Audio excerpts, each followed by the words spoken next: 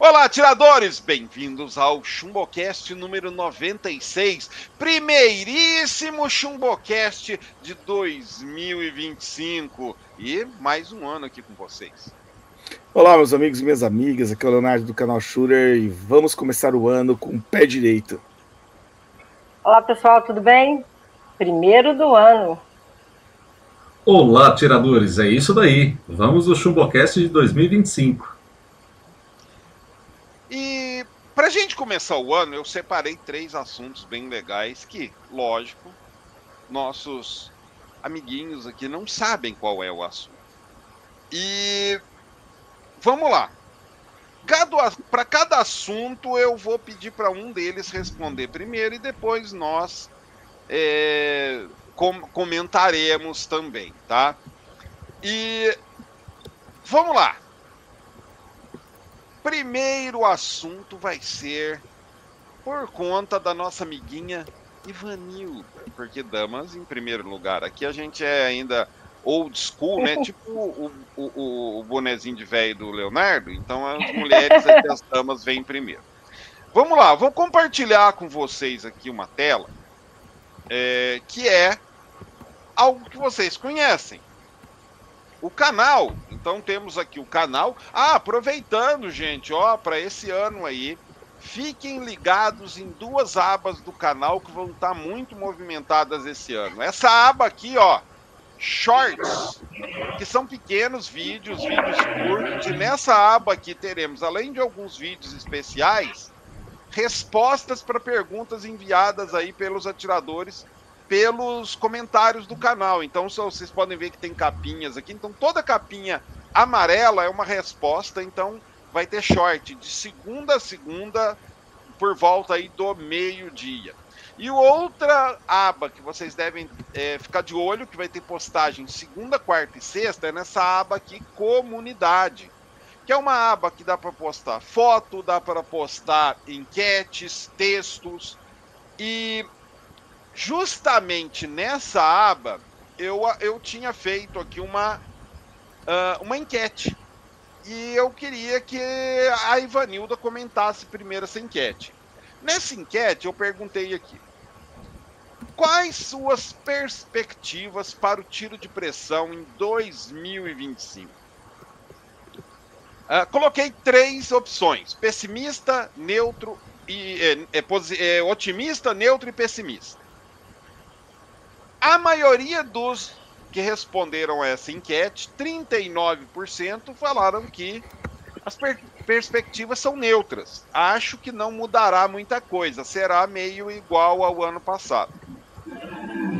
Em segundo lugar, com 36%, um pouquinho menos, otimista.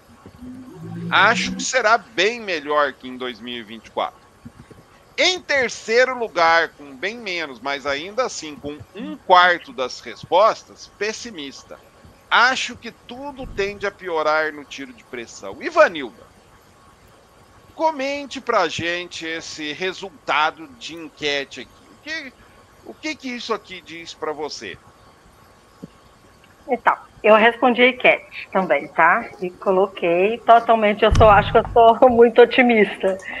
E eu até respondi que acho que vai ser melhor. Talvez mais pela minha visão, pelo meu parâmetro, pelo que eu vou viver no tiro de pressão em 2025.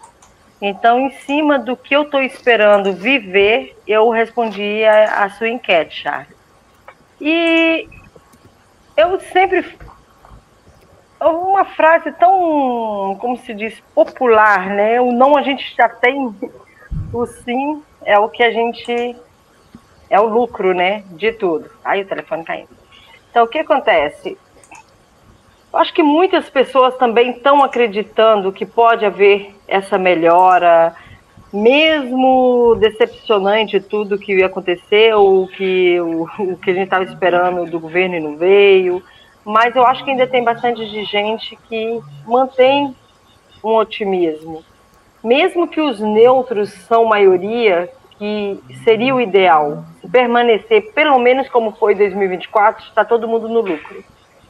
porque 2024 quem conseguiu atirar, atirou, quem conseguiu frequentar clube, frequentou, quem conseguiu atirar em casa, atirou dentro, obviamente, dos calibres permitidos, né? Então, assim, foi muita coisa boa que aconteceu para muitas pessoas em 2024, no meu ponto de vista, como aconteceu para mim. Então, responder para outra pessoa, por outros, é muito complicado. Eu prefiro responder na minha visão. E eu acredito que 2025, em cima de todos os objetivos, em cima de tudo que eu vou presenciar e viver, eu acho que vai ser um ano muito bom. E eu espero que seja muito bom para todos do tiro, como eu espero conseguir os resultados, não de resultados que eu diria das competições que estão por vir, mas os resultados de estar conseguindo atirar, de estar conseguindo ir ao clube, e de estar conseguindo crescer, de estar conseguindo pegar mais conhecimento. Eu acho que muitas pessoas também estão atrás disso. Então, eu prefiro acreditar que o melhor sempre é o que a gente luta por ele. O restante é um lucro, o restante é o que a gente ganha. Então, eu respondi que totalmente otimista para 2025. Rondon Gomes, o que diz esse resultado dessa pesquisa para você? Charles, a minha leitura é o seguinte: os otimistas muito provavelmente são as pessoas que começaram agora em 2024, que estão crescendo no tiro de pressão. O resultado do meio, que não vai mudar muita coisa, são os mais antigos do tiro de pressão, vamos dizer assim, porque já tem uma experiência maior, viu tudo que aconteceu nesses anos que se passaram e viu que não aconteceu muita coisa em 2024 e a perspectiva realmente é de não ter muita mudança em 2025. E esses que estão pessimistas aí, com certeza, são aqueles que já estão vendendo as suas armas de pressão, que por um motivo ou por outro estão saindo do tiro. Esses dias, Charles, eu estava refletindo sobre isso, sobre as pessoas que vêm e vão no tiro de pressão.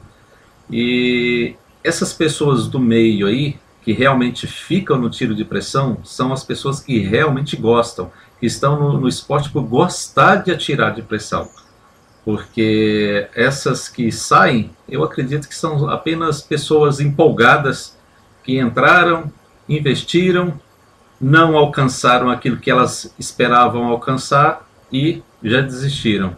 Quem realmente gosta vai continuar atirando. Eu acho que é essa grande maioria, aí, os 39%, 40% aí do pessoal que respondeu na opção do meio. Leonardo. Charles, eu acho que é normal, né? Se você for ver, até uma curva normal, praticamente. Você tem sempre os otimistas, aquelas pessoas que acham que vai tudo continuar por igual, e os pessimistas no mundo. É sempre assim. Eu acho que dentro do grupo dos pessimistas tem o pessoal que acabou sofrendo muito com essa questão do tiro nos últimos um ano. A gente teve aí muita gente que teve restrições com as armas, o pessoal que tinha 6,35, que tinha as Big Bore, passou por maus bocados aí, o pessoal que competia, passou por maus bocados. Então eu acho que isso carrega um pouco de carga negativa, né? Eu particularmente passei por tudo isso, exceto a questão das Big Bore, né? Mas eu passei por toda a questão da competição, junto com alguns colegas que deixaram de competir por causa disso. Eu, graças a Deus, já tinha CR, então não me afetou. Mas eu vi colegas caírem e não conseguirem participar de provas por não ter CR.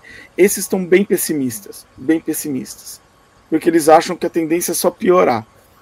E é uma coisa muito ligada ao governo, à parte econômica. Eu sei de muita gente que está sofrendo com a parte econômica, principalmente pequenos empresários. Eu tenho vários amigos que são dono de padaria, dono de pequenos negócios de peça de carro, esse tipo de coisa. E esse pessoal que é atirador e dono desses pequenos negócios também está muito pessimista, porque o tiro é um esporte relativamente caro. E eles estão sofrendo no lado econômico também.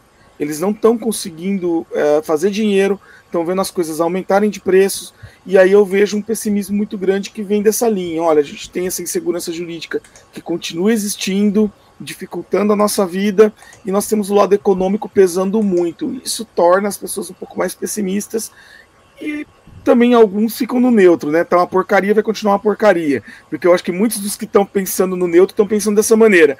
Tá uma porcaria, continua uma porcaria. Já ouvi muita gente falar isso pra mim. Você pergunta, olha, o que vai acontecer o ano que vem? Você acha que vai estar melhor para tirar? Cara, vai estar a mesma porcaria desse ano. Lá no clube eu escuto muito isso.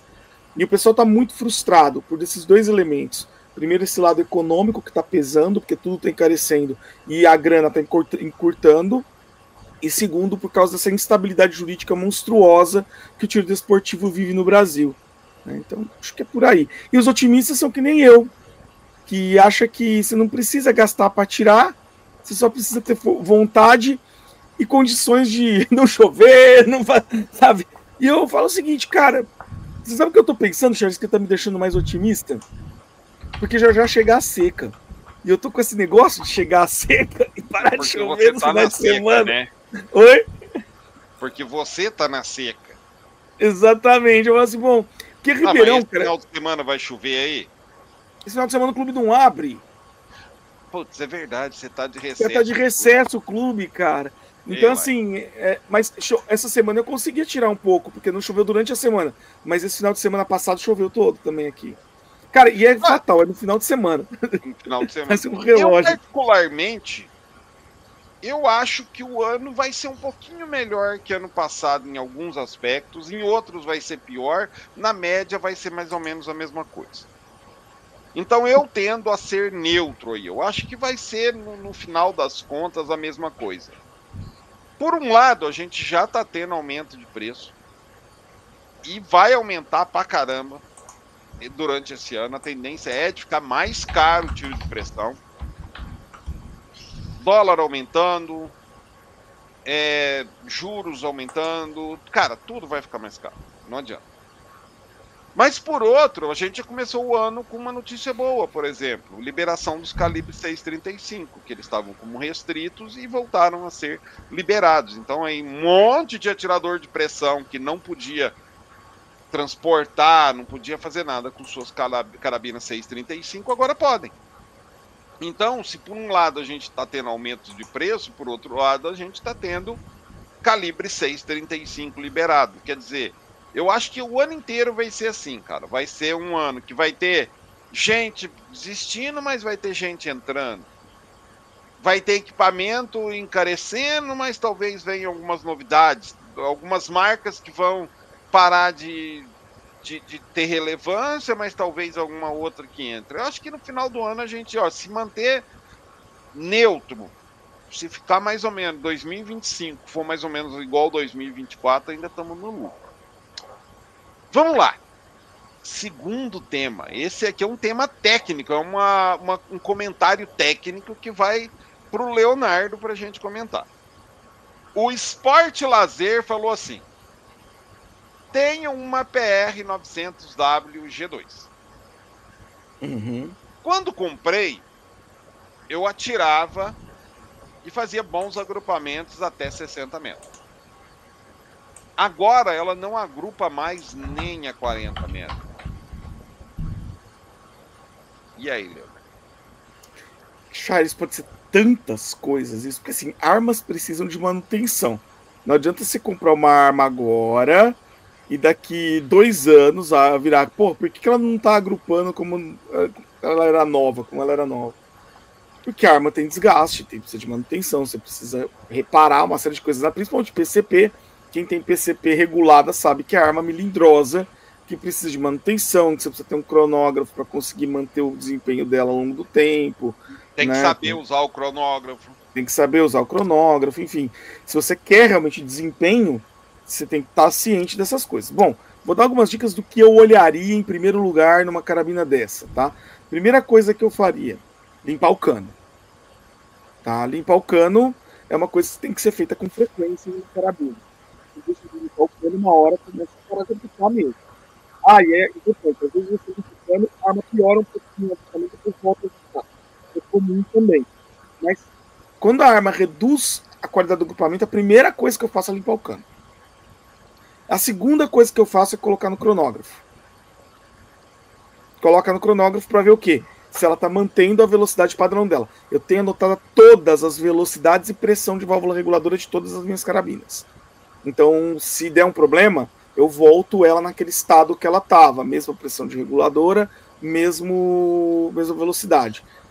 Pressão de reguladora é uma coisa que você precisa ter reg test, é um pouquinho mais complicada, mas eu acho que se você está se propondo a fazer uma coisa de maior qualidade, né, mais refinada em termos de precisão, é importante você também ter um reg test.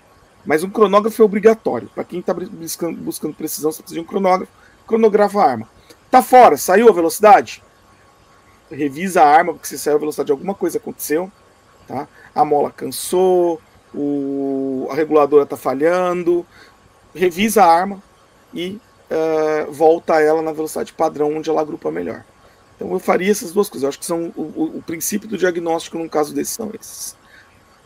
Rondon.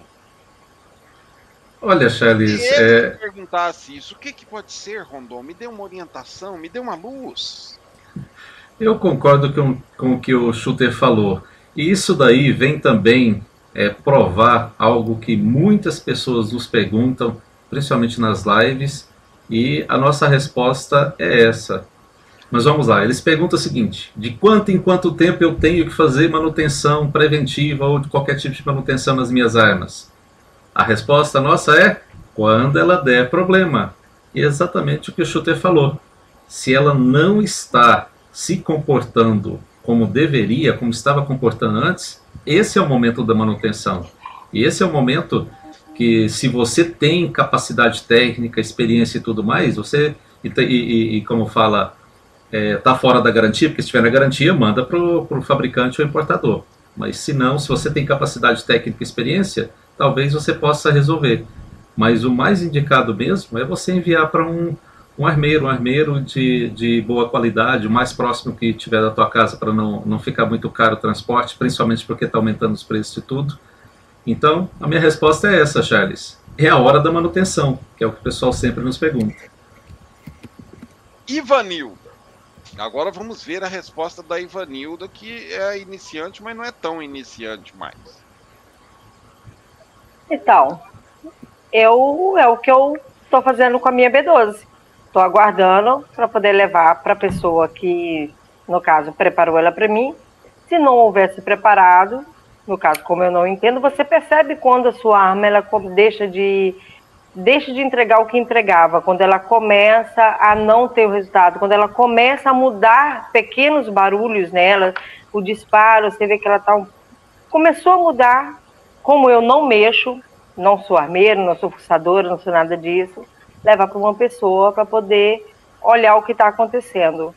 Se você tem experiência, você obviamente vai fazer. Não tendo, que é no meu caso, o caso acho de muitas pessoas, procurar um armeiro mais próximo, alguém que entenda, alguém que saiba mexer, ou que pelo menos tenha um cronógrafo para poder estar vendo se está acontecendo alguma coisa, o que mudou nela, caso você não tenha. Então é procurar um especialista que entenda de carabina para poder estar mexendo nela. Eu vou manter isso, acho que por vida. Não sou armeira, sou cozinheira, então eu cozinho. Quem mexe nas minhas armas é quem entende de armas.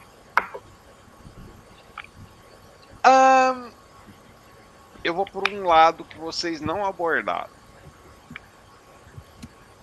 Eu diria para esse nosso amigo: você já parou para analisar os outros elementos que fazem parte desse conjunto de tiro, que não arma?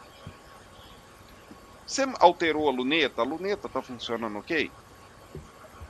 Apoio de tiro, você trocou o apoio de tiro, talvez esteja usando um apoio de tiro diferente? O local onde você está atirando é diferente? Tudo isso pode contribuir. Por exemplo, você está com uma luneta diferente, talvez você não esteja conseguindo fazer uma visada tão boa. O local também influencia muito no desempenho da arma. Apoio. Eu digo isso porque teve um amigo uma vez que ele reclamou que a arma dele parou de agrupar. E aí ele mandou a arma pro armeiro. O armeiro, não, a arma tá normal. Não tem nada, tá normal. Voltou pra ele. Não, a arma não agrupa, a arma não agrupa. Aí um dia eu fui lá, falei, ele pediu pra eu ir lá, falou, vem, vou lá dar uma olhada. O que acontece? Ele tava comparando o desempenho da arma que ele atirava quando ele atirava no clube, que é uma bancada de ardósia que é presa numa parede de alvenaria, ou seja, totalmente não se mexe de jeito nenhum. E ele estava atirando no sítio dele em cima de uma mesa de plástico daquelas de bar, mesa de plástico de piscina. Eu falei, cara, não tem como. Ele, por que não tem como? Eu peguei a arma em cima da mesa, só fiz assim na mesa, tá vendo, cara? A arma tá se mexendo. É o apoio. Porque ele parou de ir no clube, que ele falou assim que tava ficando caro para ele ir pro clube. E eu falei lá, cara, a bancada é fixa. Se você fizer uma bancada de alvenaria aqui, tudo bem. Aí ele chamou um pedreiro e o pedreiro fez uma bancada de alvenaria para ele. Ele, cara, realmente era o problema, era a bancada, o apoio que ele usava para a arma. Então, dá uma analisada. A luneta é a mesma, o apoio é o mesmo, o local, você tem que comparar coisas semelhantes. Não adianta eu querer comparar um desempenho da minha arma aqui com o desempenho da minha arma em Ribeirão Preto com o desempenho da minha arma de pressão lá no Mané Vinagre. Dá diferença, né, Leonardo?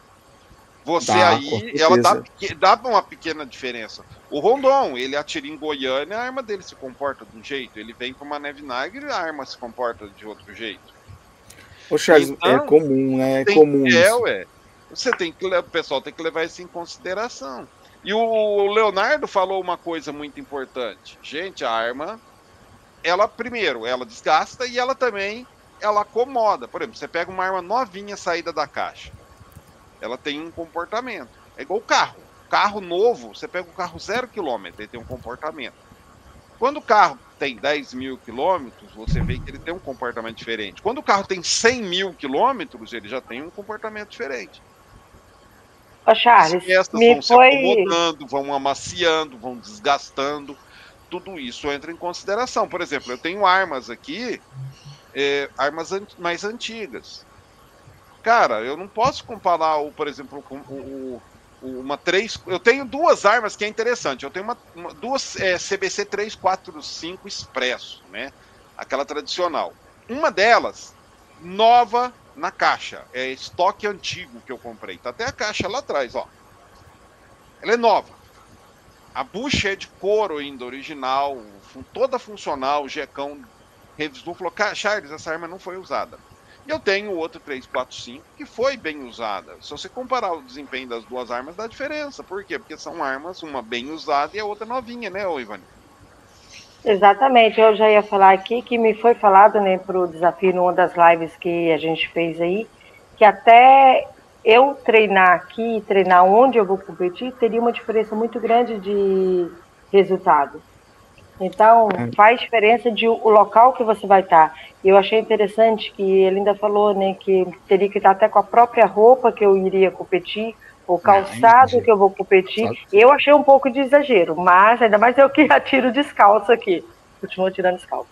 Mas, assim, a questão de local foi uma das coisas que mais foi frisada nessa live que você fez, que foi você treinar onde você vai. É importante você treinar também onde você vai competir.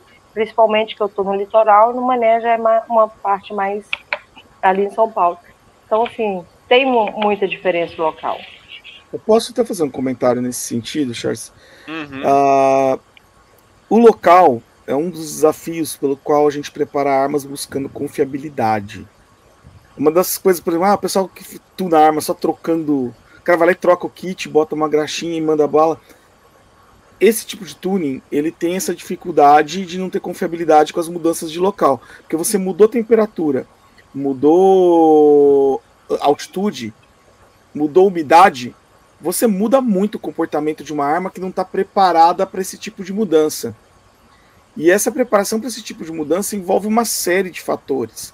Envolve você eliminar imperfeições que possam modificar muito o comportamento da arma, envolve usar uma lubrificação correta para evitar que haja variações. Tem lubrificações que são mais sensíveis à mudança de temperatura, tipo silicone, que é uma lubrificação que muita gente usa. Ela é extremamente sensível à mudança de temperatura. E aí isso diminui a confiabilidade da arma, entendeu? Então, se vocês forem olhar, isso é um dos fatores mais importantes para um competidor. E o que a Ivanilda está falando, de usar o mesmo calçado, para quem tira em pé sem apoio é fundamental, usar o mesmo calçado. Porque você consegue manter sua base de apoio sempre constante, você treina com a sua base de apoio. Eu sempre uso o mesmo calçado. Eu já te falei, né, Ivanilda? Já te mandei até o link do calçado para você comprar. Eu tenho. É porque realmente eu... Mandei até cor de rosa o link do sapato. Foi. Mas é importante você manter isso. E uma coisa também interessante é que a questão da manutenção, muita gente negligencia. Você está falando da Expresso, né? O que eu já peguei de Expresso aqui, com chumbamento severo de cano. Por quê? Porque a arma é muito antiga. Os donos não dão manutenção. E aí juntam um chumbamento violento. E aí passa com o tempo, algumas delas formam ferrugem por baixo do chumbamento. E deixa o cano tudo poroso. Acaba com o cano da arma. Tá? Então, assim, é muito importante vocês darem atenção a esses fatores. Para a prova, eu recomendo manutenção anual. Deu um intervalo entre temporadas, faça manutenção. Cara, troco tudo. Troco até o ringue das PCPs no período entre temporadas. Tudo. E quando eu não faço isso, eu me dou mal. Tipo assim, que no ano passado eu não fiz isso, eu me dei mal. Tipo, troca tudo e pensa na arma sempre como um tripé. A arma tem aquele tripé do desempenho, né? É a precisão, a arma tem que ser precisa, esse é o tripé que todo mundo vai atrás, ela tem que ser confiável, isso envolve ela conseguir se repetir o desempenho dela em qualquer situação, e a arma também tem que ser uma arma que... Nossa, a gente fugiu agora. Com uma dinâmica de tiro boa. Ela tem que ser comportada na sua mão. Tá? Então, essas coisas todas ajudam. Ajudam, inclusive, em situações como o que o Charles falou. Se a arma é muito comportada, você muda de mesa para uma mesa um pouco mais bamba, você muda de situação. Por exemplo, vou lá e uso um calçado diferente, o impacto é menor com uma arma comportada na precisão do que com uma arma mais bruta. As armas brutas você sente mais a mudança de ambiente. Vamos lá! Terceiro tema, agora sobrou o Rondon. Reviews de carabina que são conflitantes. Por exemplo, a pessoa assiste um review de um review que eu fiz de uma carabina no meu canal. Aí ele assiste o review da mesma carabina do Leonardo. Aí assiste o mesmo review da carabina do fulano e também do ciclano. 4 reviews diferentes e algumas coisas, aí tem alguns reviews que eles são mais parecidos, vamos dizer, em termos de resultado. Tem alguns reviews que são mais conflitantes. Tem review que fala que a arma é mais forte, o outro que a arma não é tão forte. Uns que a arma é mais precisa e outro que a arma não é tão precisa. Alguns reviewers dizem que a arma é legal, boa, outro diz que nem tanto. Aí o cara fica meio perdido, Rondon. Aí ele fala assim, pô, mas em quem eu acredito? E aí, como é que o cara faz quando ele, por exemplo, eu quero comprar essa arma tal. Ele vai lá, assiste 4 reviews, 3 reviews e cada um, e tem conflitos entre eles. O que eles concordam, tudo bem. O cara fala, legal, todos concordam, então é isso mesmo. E quando tem conflito, como é que ele faz? Charles, primeiro vamos falar de review. Vamos entender um pouco o review. Review é análise, né, da pessoa em relação àquele objeto. No caso aqui, as armas de pressão. E o que acontece? Quase que impossível dessas armas de pressão de custo acessível para nós no Brasil serem com a produção 100% perfeita para virem todas assim praticamente iguais. É quase que impossível isso. As que estão nesse patamar estão em valor de um carro usado aqui no Brasil. Então o que acontece? Primeiro, as armas. Eu acho que muito, assim, quase que 100% das vezes, vai uma arma de cada tipo para cada pessoa que vai fazer o review. Então as armas já não são exatamente iguais. Entra esse ponto. Segundo, cada pessoa que faz o review tem uma forma de fazer o review. E normalmente os reviewers têm influência de reviewers mais antigos, tá? Eu vejo você, Charles, você também, Shooter, que tem influência de reviewers estrangeiros, fora do Brasil, tá? E alguns reviewers, outros reviewers aí, têm influência, alguns de fora do Brasil e a maioria dos outros de pessoas como vocês, como o Arquimedes e outros mais antigos do tiro de pressão.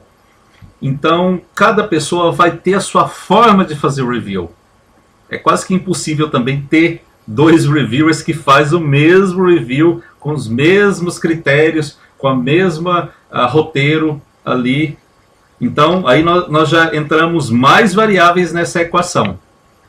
Resumo da ópera, eu acho muito difícil, para não dizer impossível, ter dois reviewers exatamente iguais. O que eu indico para as pessoas que estão assistindo os reviewers para terem parâmetro para fazer a escolha de uma arma ou de um equipamento, seja ele qual for? Assista o máximo de reviews que vocês conseguirem e naqueles pontos que você, que está fazendo a escolha, que está assistindo, que está fazendo a escolha, naqueles pontos que você mais dá valor, faça pelo menos uma média do que você vê nos reviews. Outro ponto também, Charles, esqueci de dizer. Esse é um ponto de vista de quem está assistindo, tá? Eu prefiro dar mais valor para reviews de armas ou de equipamentos originais. Armas ou equipamentos que são saídos da caixa, no máximo são amaciados. Porque tem reviewers também no Brasil que querem, assim, por um motivo ou por outro, se gostam ou tem algum outro motivo financeiro, ou seja lá qual for, eles querem que aquela arma, aquele equipamento se dê bem. Então eles acabam forçando a barra também, né? Então eles vão fazer um tuning, vai fazer uma mexida aqui, outra ali. Então a arma, o equipamento não é original. Mas na grande maioria, são equipamentos originais. Então depende também, quem está assistindo tem que levar isso em consideração. Eu quero um equipamento original que me traga essas características. Então eu vou assistir esse review daquele reviewer, esse review daquele reviewer e assim por diante. Não, eu quero tunar, eu quero mexer, eu quero fuçar. Eu quero, de alguma forma, fazer mudanças no meu equipamento. Não, então eu vou assistir esse review daquele review e assim por diante. Então tem que levar isso em consideração também. Então, resumo da ópera. Dê atenção para os reviewers que dão atenção para aquelas características que você busca no equipamento. Essa é a minha dica para as pessoas que estão assistindo os reviews. E aí, Vanildo, e você?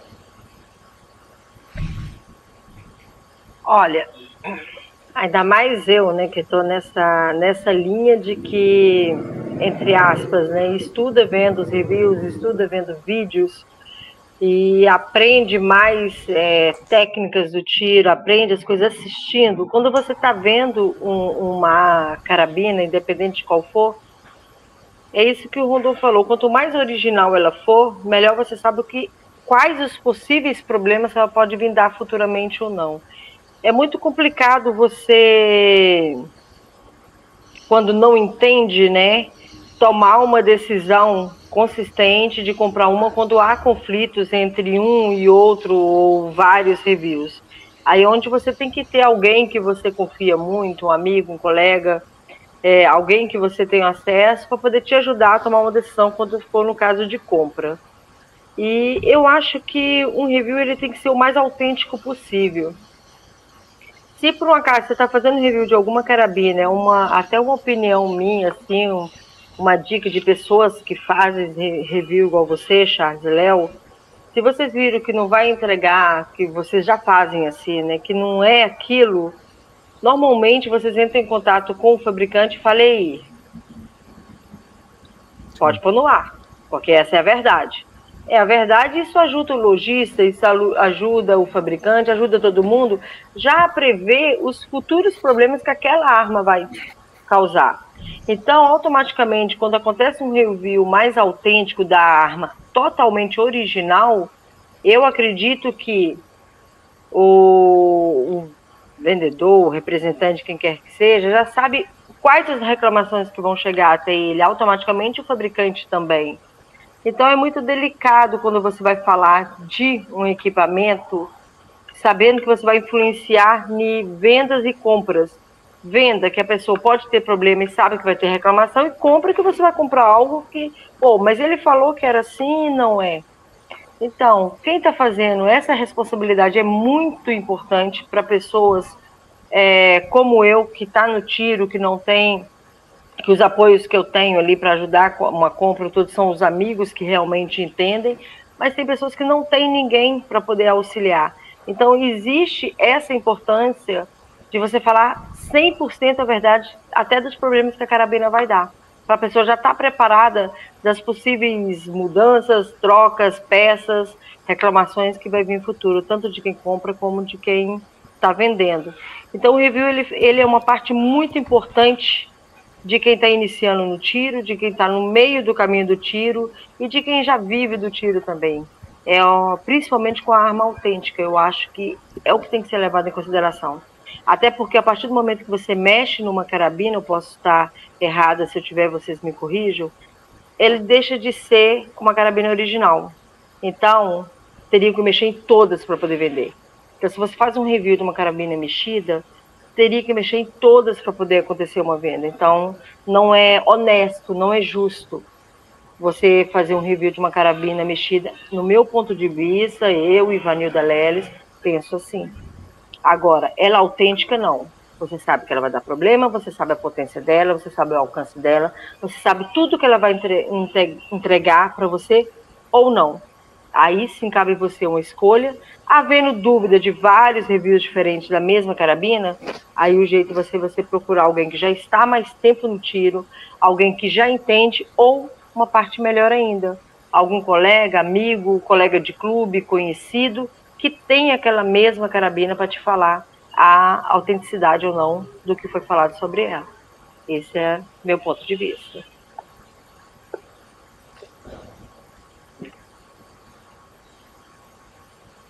Leonardo. Aí o cara te manda uma mensagem, um comentário lá no teu canal, Leonardo, mas o review do fulano diz que a arma faz isso ou tá aquilo, ou seja, aponta uma divergência. E aí? Vamos lá, Charles. Eu acho, primeiro que eu queria dizer que eu acho que o Rondon e a Ivanilda abordaram pontos que são fundamentais. Rondon, realmente, a minha influência é estrangeira. Eu comecei o primeiro projeto baseado em 2 reviewers, um inglês e um americano, né? Mas evoluiu bastante desde então, né? Evoluiu bastante desde então. Mas assim, Charles, o que eu penso? E da Ivanilda também. Eu acho que a questão de enganar, quando você faz um review que é enganoso, que força muito a barra, é até ruim para o fabricante. Eu tenho essa visão. Por quê? Porque se a pessoa compra sabendo o que ela vai comprar, o índice de insatisfação cai muito. É diferente quando você força muito a barra e a pessoa compra algo e nunca consegue alcançar aquele resultado. Então eu acho que, na verdade, quando você tem um review muito forçado, você ainda aumenta o número de reclamações e a incidência de reclamações, porque a pessoa vai usar como referência aquele resultado absurdo que ela nunca vai conseguir. Então eu tenho também um pouco disso. E sim, Ivanilda, eu acho que o Charles ele fala isso bastante, mas eu também faço isso. Quando um review não atinge nota 7 de custo-benefício, eu não publico. É uma regra minha, eu não publico. Se não atingir nota 7 de custo-benefício, está fora. Não sai no canal. Tá? E subo isso e sempre eu passo para os fabricantes as minhas impressões. E quando eu posso ajudar a melhorar o equipamento, eu ajudo a melhorar o equipamento. Enfim, mas com relação às diferenças de review, Charles, que eu acho que tem aspectos que o Rondon já abordou, que eu acho que são bem importantes, e eu acho que uma coisa que você tem que olhar é a metodologia. Os reviews têm metodologias. Tá? Alguns não têm, né? Exato, esse é o ponto. Quando a pessoa não tem metodologia, ou seja, quando os reviews não são feitos sempre da mesma forma, para todas as armas, dando a mesma oportunidade para todas as armas, você na verdade não está fazendo comparações justas. Então o primeiro passo é que o review tem que ter metodologia. Né? E você tem que saber a metodologia. Explique, Rondon, rapidamente, o que é uma metodologia? Metodologia são os passos que a pessoa segue, no caso o reviewer segue, para poder fazer o review. E ele segue os passos e em cada desses passos pode ter tomadas de decisão. Por exemplo, o shooter. Armas que não chega, eu acho que é 1 ou 2 MOA, né? Não passa... 3 MOA. Isso, 3 MOA não passa para o lance seguinte. Exatamente, não passa para o lance seguinte. Então esse é um exemplo de um passo de metodologia que é tomado no review, Charles. Sim. Vamos lá, e aí? Então, eu acho que o primeiro passo é você ver isso. Tem metodologia? Se não tem, já não dá, não serve para comparação. Porque você não sabe exatamente o que a pessoa faz e como ela faz. Então você não consegue replicar o teste. Uma coisa super importante é você conseguir replicar os testes. Tá? Então, primeiro passo, metodologia. Tem que ter uma metodologia clara, bem definida daquela arma, né? Para usar aquela arma, usar aquele equipamento. O segundo passo é saber que tem armas que realmente tem variação de lote. E existe isso, e é muito comum. Tá? Existem armas que tem... chegam para mim, às vezes chega 2 armas para mim, que o pessoal me manda, eu vou fazer os testes, e, cara, dá diferença de 15 metros por segundo de uma para outra. Tipo assim, a mesma arma saindo da caixa igualzinha, dá 15 metros por segundo de diferença uma para outra. Então, as armas, principalmente as chinesas, gente, tem uma variabilidade enorme. E o terceiro ponto que eu acho, Charles, é a questão da arma mexida. Aí eu sei que vai ter gente que vai chiar, que vai reclamar, mas é o seguinte, review de arma mexida para mim é um review desonesto. Em que sentido? Você nunca vai conseguir pessoas que mexem igual na arma. Só justifica você confiar num review de arma mexida se você for mandar para quem mexeu fazer. Não é nem mandar para outro armeiro, é para quem mexeu. Ou seja, para quem fez aquela arma específica que está naquele review. Por quê? Porque, cara, ninguém garante que você vai conseguir mexer igual, que você tem a mesma sensibilidade, a mesma forma de afinar, ou que o outro armeiro tem a mesma forma de afinar. Então, só é garantia de resultado de uma arma mexida quando você tem a intenção de mandar para quem mexeu fazer. Aí tudo bem, aí é uma boa comparação, você consegue falar, ó, não, ela chega nisso se fulano mexer. Agora, não dá bem para garantir que ela vai chegar nisso com qualquer outro armeiro. Então esse é um problema bem sério que eu acho também que tem que ser levado em consideração. Mexeu na arma, já é um review complicado. Tá? E por que mesmo que você vá mexer, é melhor uma arma saída da caixa? Porque se você consegue comparar sempre com o mesmo critério, você consegue saber se aquela arma que saiu da caixa daquele jeito é melhor ou não para você desenvolver algo em cima. Principalmente se os critérios mostram elementos que você precisa para entender isso. Por exemplo, uma arma com maior qualidade de acabamento, normalmente é uma arma que você vai conseguir melhores resultados trabalhando ela. Porque ela tem peças melhores, peças de melhor qualidade, do que uma arma de pior acabamento.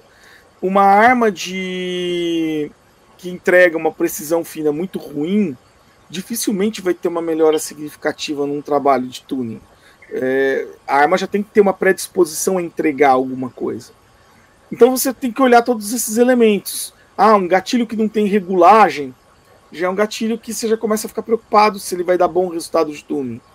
Entendeu? Então, assim, são coisas que você vai olhar no que o reviewer está falando que vão te ajudar a tomar uma boa decisão. Então, eu tenho muito para mim isso, que você precisa estar atento a esses elementos. Metodologia que o review usa, primeiro, se ela é transparente e se ela é bem estruturada, para replicar, para conseguir repetir em todas as armas a mesma coisa, porque é isso que torna justo a comparação num review.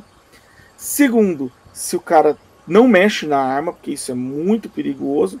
E terceiro, levar em consideração que armas, principalmente muito baratas, tem variação, e você pode ser um dos premiados com uma arma ruim ou com uma arma boa. Quem principalmente pega arma no mercado, que é o meu caso, acaba tendo mais variação, porque a gente pega exatamente o que o consumidor compra. Quando você tem armas que são enviadas para os reviewers, principalmente quando é enviada pelo próprio fabricante, tem fabricante que seleciona as armas que vão ser mandadas e manda o mesmo conjunto de armas para o fabricante, para os reviewers. Isso também pode ser uma coisa que dá um certo desvio de avaliação, tá? Então, tomar um pouco de cuidado com isso e fazer a comparação sabendo e analisando o que cada reviewer está fazendo. Então, gente, não tem nem mais o que falar do assunto.